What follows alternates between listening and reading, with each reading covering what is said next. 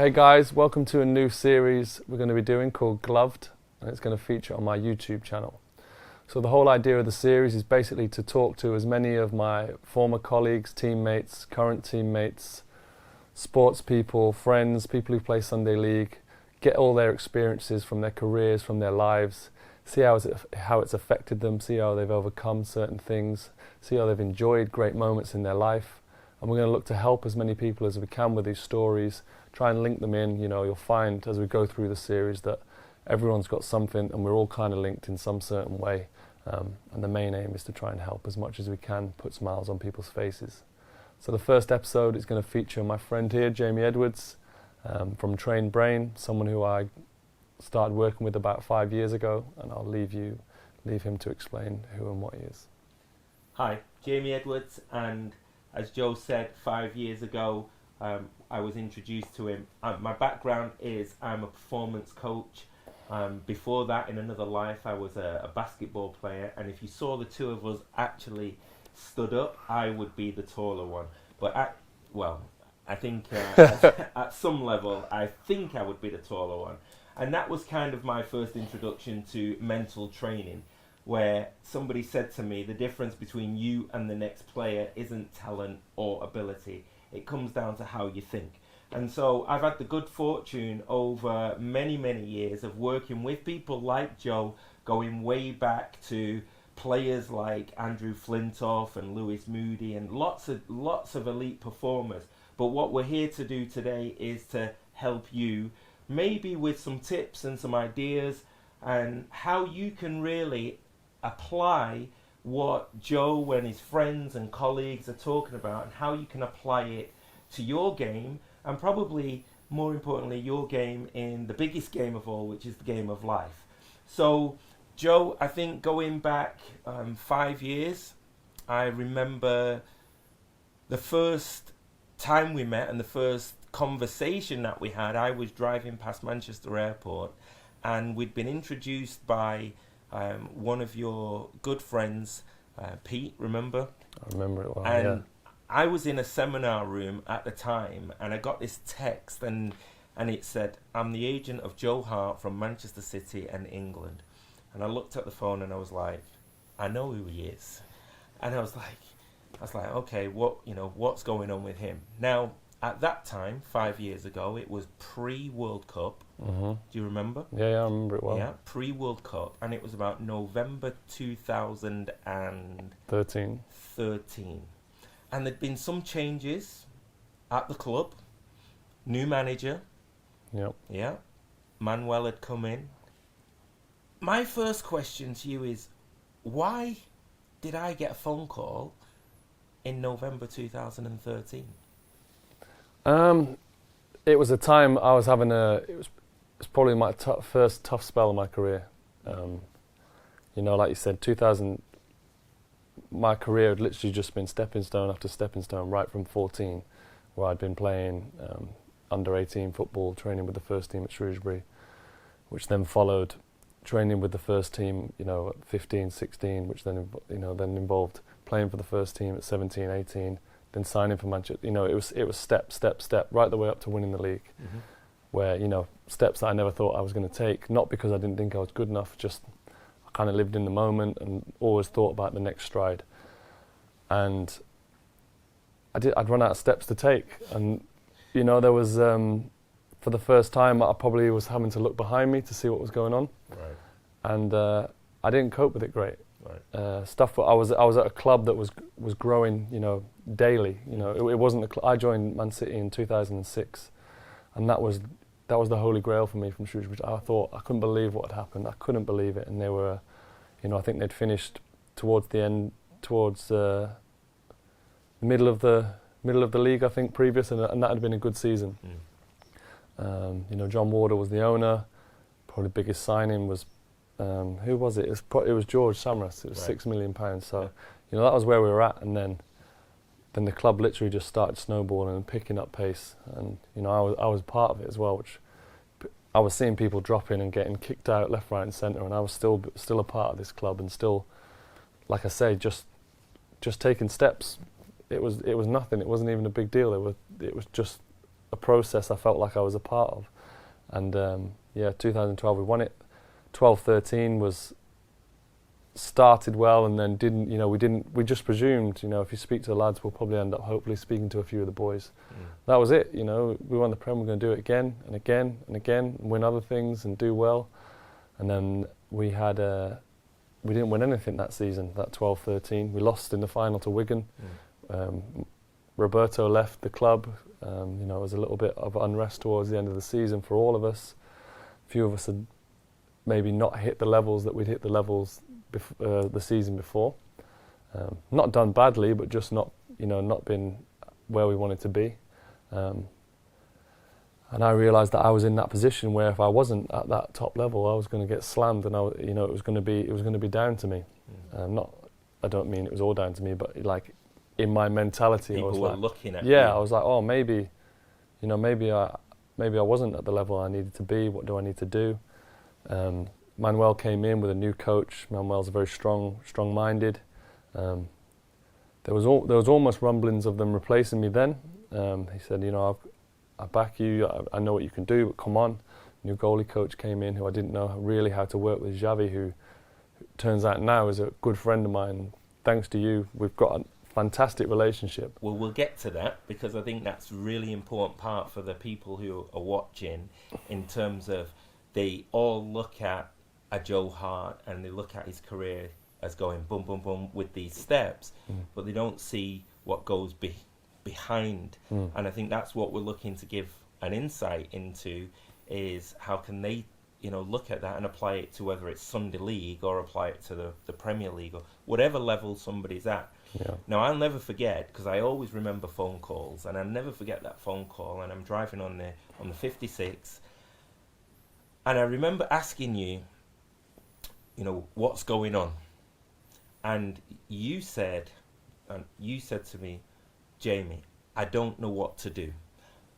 You'd just been dropped by City, and I think you were about to be. You felt that your place in England was under threat. Under threat. Yeah.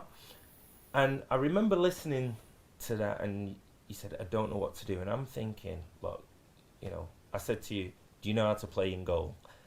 And the phone went silent. It was almost like, what's this guy asking me? And then I asked you, I said to you, you already know what to do. I said, do you know how to play in goal? You said, yeah. I said, are you training hard every day? You said, yeah. And I said, the situation, Joe, isn't asking you what you need to do. It's asking you, who do you need to be? So training-wise, at that time, everything was good, right? Yeah, it was strong. It was, especially being the age I was. What was I then? I don't know, 26, 27. 26, I think. Yeah, it was work hard. That's Work what hard. I love doing. And probably too hard. I've learnt that getting older now, and people who know me well would just say, if there is a bad moment, or there's say for instance, earlier on this week I missed 2 days of training because I was ill. Before, in my head, as soon as I was fit, that meant that I'd have to do an extra session. Yeah, I'd have to catch it up. I'd have to chase it. Whereas I don't. You need your body needs to rest, and then you just ease back. Well, you don't ease back into it. You just take up when you're ready. You take up. But then, like you said, back then you were full on. Like you were the last option. I avoided the sports psychologist. Right. Not because I didn't feel I needed it, but you just presume that when you're handing yourself over to a sports psychologist that you are, you've lost it. You've lost the plot. You don't know what you're doing. You just think of people in straitjackets. That's just what was in my head. Yeah. And I think the urgency was important as well because of where it was in the year. Yeah. It was a frantic period. It was a period where when the manager had told me that he intended not to play me, he was brilliant, Manuel, absolutely brilliant with how he did it. He said, you will be back in the team, but I said, he just needed to get me out. And now I know that was the right thing to do. At the time, he took me out kicking and screaming. But for the good of the team and for the good of me, we needed me out of that team. How does a player, how do you react back then how do players react when a manager makes that decision? You're angry, you see it coming a mile off, and you lie to yourself. You lie to yourself till that moment where it's officially, people say, I have to find out the team when the bibs are handed out. You know when you're not going to play. And I knew, and it could have done with maybe, I could have been the bigger man and said, listen, I know what you're going to do and it's the right thing to do. But it's hard to think like that when you're 26, 27 years old. In the context of the series, if I could give any advice from that moment, would be if you've got a certain point in your career or your life or your job where you've got some huge uncertainty hanging over you, and you find yourself naturally, you'll go and speak to your friends who are always going to have your back, probably going to create some sort of argument in your head and demon with the person that you're trying to deal with. If I see a young player, an example would be a young player not sure whether to go on loan pre-season. It's happened loads of times and I've seen it. I don't know whether to go on loan, my agent's got me this, but I feel like I could break into it. Just go and speak to the manager. Yeah. Go and speak to another human being on a human being level. Ask politely, is it okay if I have a conversation with you? And just try and speak to whoever you need to get the information from as a human being. Which you gave me some really key questions that you can ask someone when you're trying to get them to give you an honest answer. And worst case, they lie to you and they don't give you what you want to hear. That's worst case. Or they say it in a way that they're saying what they want you to hear. So it's not necessarily they're lying to you, but they're saying what they want you to hear. And I think that's where what we made really clear is that there's a difference between a chat and a conversation. Yeah, and there's got to be a way that you walk out of a conversation with some sort of clarity. Absolutely. Be it the worst news, Andy, you're not going to get in my first team. You're doing great, mate, but I think you should go on loan. Like, you walk out, all right, I'm not good enough yet, but I'm going to go on loan. I know where I'm at. The manager likes me, but I'm just not going to fit in the team.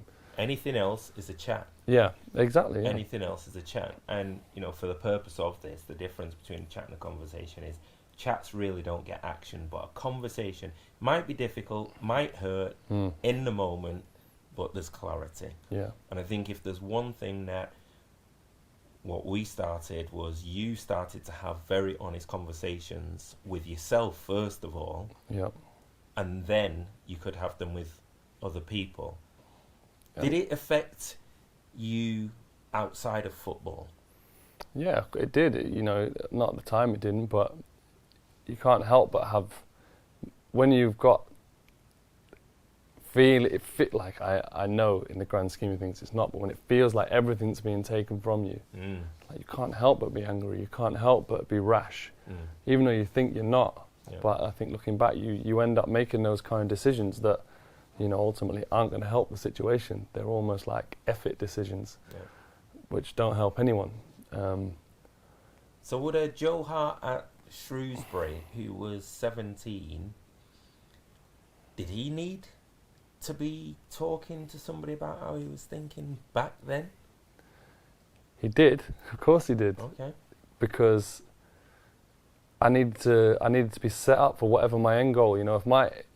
Say for instance I'd carried on at Shrewsbury and played League 1, League 2. That was like my peak. I needed to be set up for my peak because I'd get to it. I'd be driving to whatever level I got to, and then at some point it was going to dip. Like there's nothing you can do about it. Yeah. So you need to be prepared for that. Yeah. Because I see it now. I see the young guys, and I see what their mindsets are and how like it's all in front of them, and like it's an unreal place to be. It is the most refreshing place to be, but it's a scary place to be as well, especially for the overthinkers. And once you actually do get what you want, is it always as good as you want it to be? Is it what you wanted it to be? Do you want more? The greed thing kicks in, and you just need some sort of preparation, some sort of leveling, and some sort of idea of how to handle either very good or very bad. What's the difference today between a young player at the club where you made your name and and a young player at when you were at Shrewsbury coming through? What's the difference in mentality? What can you share with us? I see the difference in mentality now is what can I get? Why am I not getting what he's getting? Why is he got this and why haven't I got that? And why is he training with the first team and why am I not training with the first team? Mine was at Shrewsbury. It was different then. You had the reserve team. You had up to the under 18s. Then it was reserve team. Then it was first team. But at the level I was at, it was, if you weren't looking like you were going to get in the first team towards a certain age, you had to start thinking about what your career was going to be, what your job was going to be, whether you were going to fall out into part-time football or, so there was a lot more things. We were in college. Now the levels that I'm around now of young players, it's not even crossing their minds, the what ifs. It's, in my opinion, it's not everyone, and it'd probably be the same for me if I was their age now. It's what can I get? What can I get? Rather than just keeping cool and preparing themselves for what's coming. Right. So that's for you today. It would be about prepare yourself for what's going to happen in the future. I think you also need to be prepared that someone's going to do better than you. Someone's going to get a better rub of the green than you. Somewhere at some point in your head, someone's going to get something without deserving it. Do you feel that now? For you in your me career? Personally, yeah, I don't. Whatever anyone else does, good luck to them. Right. I'm never worried about what someone else is getting paid. What if I feel someone's getting elevated through the teams, like that's them. That's for them to deal with. I can only deal with me and what I'm doing. And I think I've been lucky with that mindset. I've never really been bothered about what other people are doing. Right. As long as I've kept control of what I'm doing and I feel like I'm being valued, then it's fine. If I was, the only way you can really kind of justify it is probably wages structure-wise. That's how people in football think. If I was the lowest paid in the entire squad, but I felt like I was getting what I deserved, then I wouldn't care. That wouldn't bother me what anyone else was doing. So around that time, you got back into the team. Yeah. Yeah, which was a big relief. I remember it was a big relief, and the manager stuck to his word. Yeah, he did. He was really good with it, really good. And things started to go to a different level for you. Yeah. What did you notice in yourself that had changed in routines and how you approached what you were doing? I had a lot more structure to what I was doing. Before I'd always got by on just my passion and love for the game and just turning up and just going for it. Because like I say, I was chasing. Everything was in front of me. All got a bit too much, got on top of me, got the better of me to a certain extent, but also helped me to grow. And then you helped me come up with a process, something that I could go through to enable in my head to be clear and ready for a game. I wrote a lot night before a game, a notepad, wrote down what I felt, what had been going on in the week, what I wanted to get out of the game. Assessed it after the game. It wasn't necessarily going to make me, the best goalkeeper in the world, but it just made me clearer and able to put my finger on things when I couldn't. Yeah. Before, if I let a goal in that I didn't feel I should let it in, I didn't, and there was nothing worse than not knowing why. And I was able, it was, even if it was a mistake, it was like, okay, I know why. So people make mistakes. I was prepared right, did everything I could, move on. For that one mistake, the 99.9% of the other time, everything's been exactly how I want it to be. So it helped me to put things to bed. It helped me to be clearer, and it helped me to progress. And build on my relationship with the manager, build on my relationship with my teammates off the field. I was able, it was How good. did that help off the field? Because everyone only sees the goalkeeper, the performer. Yeah. It helped me be more aware of my surroundings, more aware of other people. I think I was kind of in the mentality of You know, I'm doing all right. I'm doing the right thing. You know, I'm doing the right thing. Why aren't you reacting to me?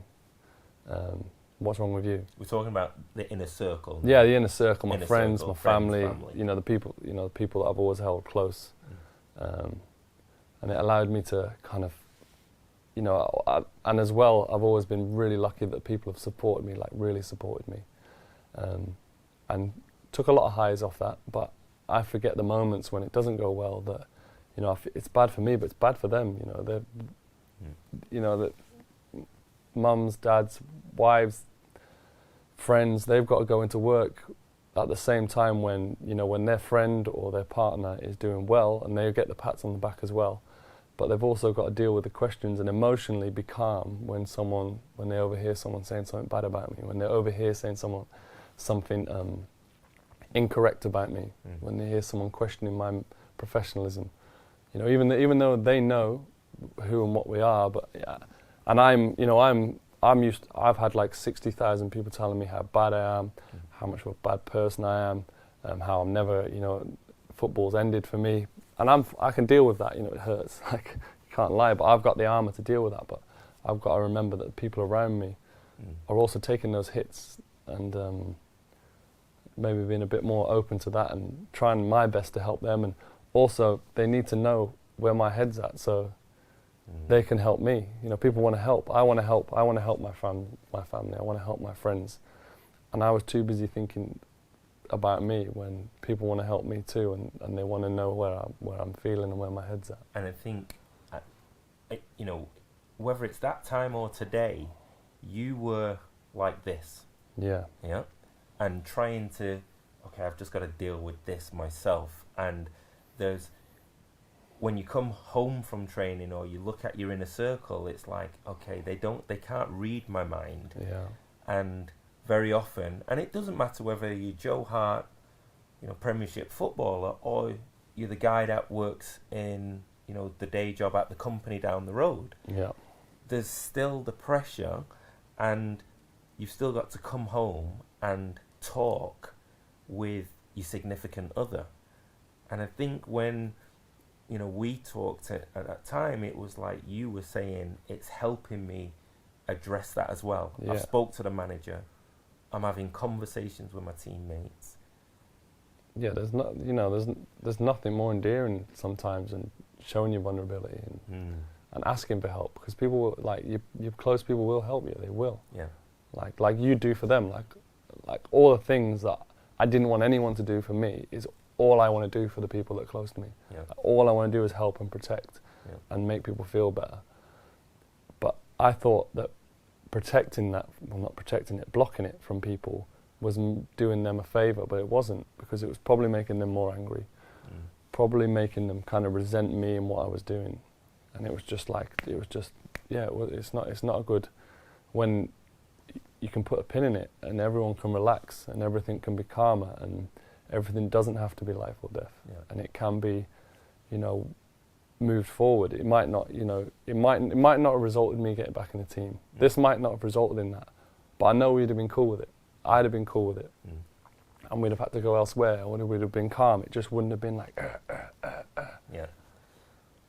But you did. You got back in the team, and performances again, Champions League, and you were playing you know, the team was doing well. You were doing well. Yeah. What performances stand out for you if you think of back then, because of you, like you said, you were clearer. What performances stand out? Europe was big for me. I've always enjoyed Europe. We were pretty new in Europe, so it didn't really matter who we were playing. I was busy. You know, in the Premier League, we were dominant. We were strong. I'd be asked to make 1-2 saves a game, and you needed to make them to win the game. Sometimes you didn't even need to make them because we'd score 5 the other end. But in Europe, you know, always in games, you know. And then we were playing the likes of your Napoli's, playing against Barcelona, playing against the German teams, away from home, Dortmund, Munich. Even I think we played Mönchengladbach and they smashed us.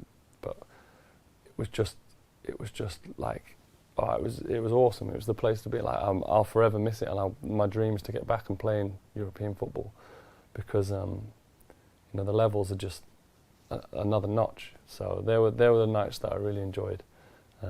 in the new camp, in the Bernabeu, you know, in the Allianz Arena, away at Juventus. All those kind of nights were so much fun, like so much fun. Like I love football, like I love it. I can't get enough of it. You've been on a journey. You spent some time out of the country. What was that like for you? That was pretty crazy, you know, with the whole situation of how it came about. I always carefully answered a question when I was at Man City. Do you think you'll be here for the rest of your career? And my answer was always, I love it here. And if it was up to me, yes, but I'm pretty respectful of how situations can change and how certain things can come about. Mm-hmm. I didn't know, but like that situation came about. You know, that I would be open. I'd be open to going abroad. I'd be open to trying something. And when I wasn't going to play at Man City, and I wasn't going to get another Premier League club because it was way too late in the window and things were way too complicated. And I knew in my head I'd said that. I was like, we can't just say it. And then the chance to Torino came. It was Torino or maybe third, fourth at City, and I was like, right, I'm going. I obviously spoke to my wife about it. What do we feel as a young family? She's like, do what you got to do. We got your back. So I just went, yeah, why not? Let's go and see what's going on. And did you learn some Italian? I did at the time. I saw you out there. I tried really hard at it. You know, I hadn't learned anything from school. I almost switched off from school from 15 because I kind of knew what was coming. I had other things going on. So I hadn't really learned anything apart from football for a long time. So language was difficult, and I tried. I had lessons. The lads buzzed off it. I got a buzz out of it. You know, when I did get something right, or I did understand, but I certainly wasn't fluent. What was the hardest part about being on loan? What was the hardest part of the experience? Being in Italy? Yeah. What's the hardest? The hardest part was not knowing what was next. Okay. The present was beautiful. Loved it. Loved the club. Loved the boys. Loved the city. Made some great friends out there. And I'm so happy I did it. We did it. And the uncertainty of... The 2 years of having to... And I felt like all I was saying to anyone who asked me a question was, I don't know. I don't know. Where are you going to be next year? I don't know. What's the plan? I don't know. What do you think is going to happen? I honestly don't know. Right. I don't know. It's like I can't answer that question anymore. Yeah. And I think... Answer like that, sorry. And if I'm going to throw in something for anybody watching this, is that the more you can deal with and be comfortable with not knowing, is the more successful that you'll be. Because not knowing freaks people out. It's like, and so it's where, you were looking to get that certainty from, I need to know what's happening next. And at the same time, you had to find that inside you somewhere, still perform if you take care of what you could on the pitch, but also what's happening in the future. And you had another loan move. You came back. Yeah. I came back, swore blind, I'm not going on loan. No matter what happens, I am not going on loan. But, the England thing was huge for me. Mm-hmm. Is huge for me. Playing for England is huge for me. And I was playing at the time. I was number one. I was backed. I was valued. I think I was valued. I was valued. That you use. And so the reason that I took the loans was because I needed to be playing regular football to justify my England place. Mm-hmm. And so I wanted to leave. After the Torino loan, City was done for me. As soon as I went on that first loan, I know it dragged on, and I was attached to Man City for a long time, and I'm still attached to them now in my heart. But in football-wise, it was done. It was cool. We shook hands. Me and Pep had spoke about it. I knew what a tremendous manager he was. I knew where he was going to take the club. And I knew I wasn't going to be a part of it. And in my head, I was fine about it. But politically and business-wise, it was difficult to take me away from the club because it was quite a unique situation. And it was a hard one for I only just understood it. So clubs trying to necessarily take me on didn't stand a chance.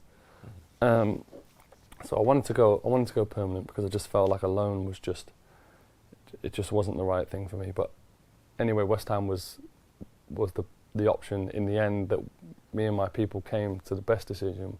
Do one loan, and then we'll have a good season. We've got a World Cup at the end of it. World Cup at the end of it. Let's get our teeth into it and see what happens. So I tried to I threw everything I could at it. Yep. Evidently it didn't pay off, but I don't regret it. It was a year where we took on something new. We went to London, and I've got no real, even though it didn't. It's a good example of when we first spoke and we came up with the ideas of how to fix it. It worked. Yeah.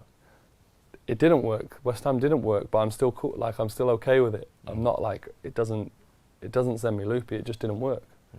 Did the same things, worked the same hours, worked with the same intensity, set it up the same in my head, prepared for things the same. Just didn't work. Goalkeeping coaches, you've had a few in your career at different clubs. How important have they been to you and in your development?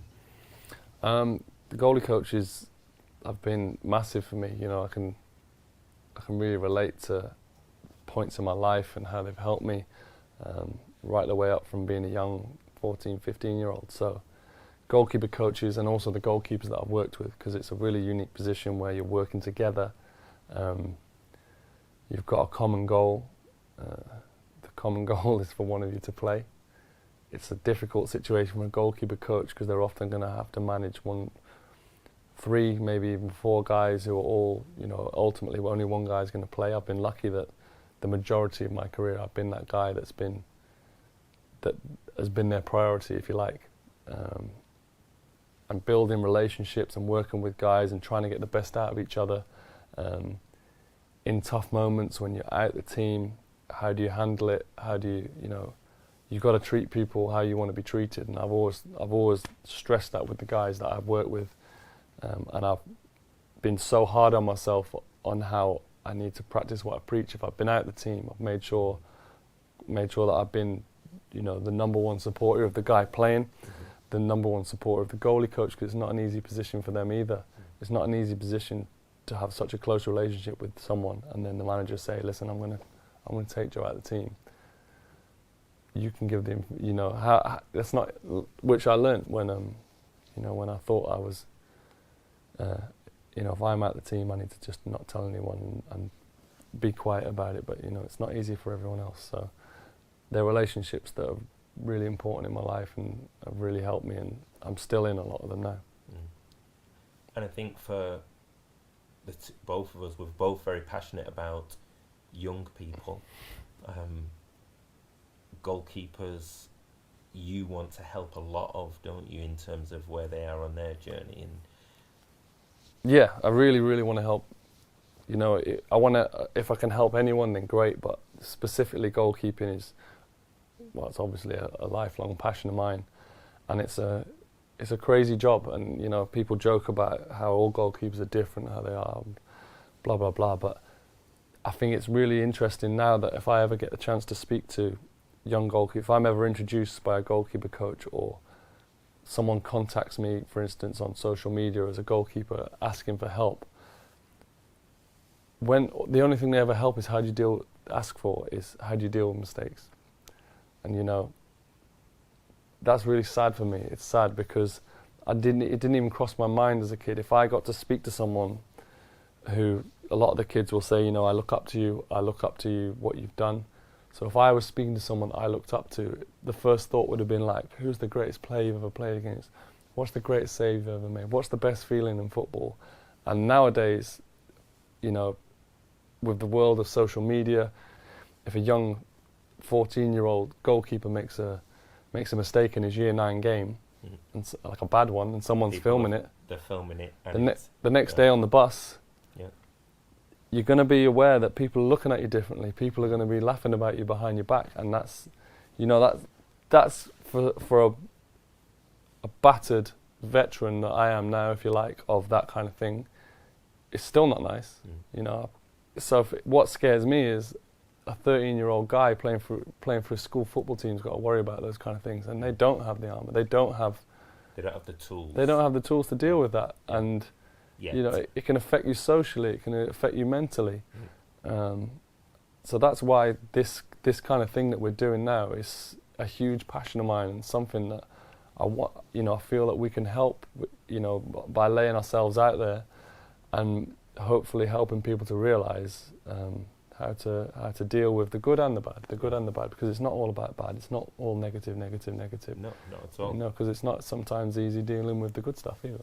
So, all in all, that's what I'm trying to say. But yeah, just clear it up a little bit for me. Well, I think it's what we're looking to do is give people access to access to some information, whether it's some tools or ideas, and I can share the work that I've done. So I think if people want to get in touch with you through this platform, it's a great opportunity to help them go to a different level.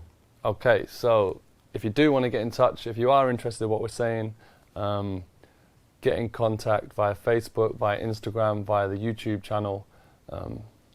Let's just all try and work it out, see what happens, and I feel like something good.